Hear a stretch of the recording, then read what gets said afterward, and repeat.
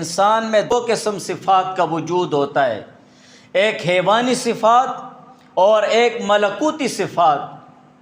حیوانی صفات انسان میں وہ درندگی ہے جو گناہوں کی وجہ سے اس میں پیدا ہوتی ہے۔ حیوانوں کی صفات، جانوروں کی صفات، جانوروں کی صفات صرف چیر اور پھاڑ کرنا نہیں ہے، بلکہ ان کے اور بھی بہت سارے ایسے صفات ہیں جو انسان میں عیب ہوتے ہیں۔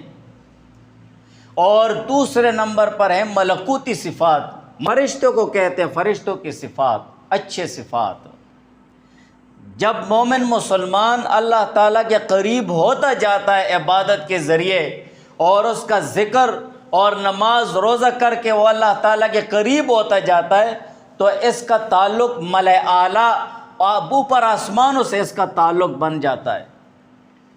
فرشتوں کی آمد و رفت ہوتی ہے، نورانیت ہوتی ہے، اور فرشتوں کی صفات اللہ تعالیٰ ایسے شخص میں ڈال دیتے ہیں۔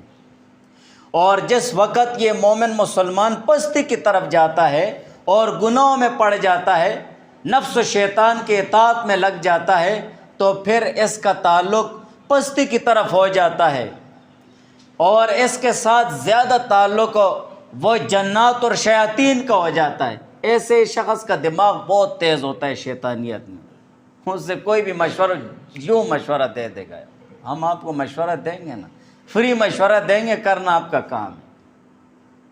تو مقصد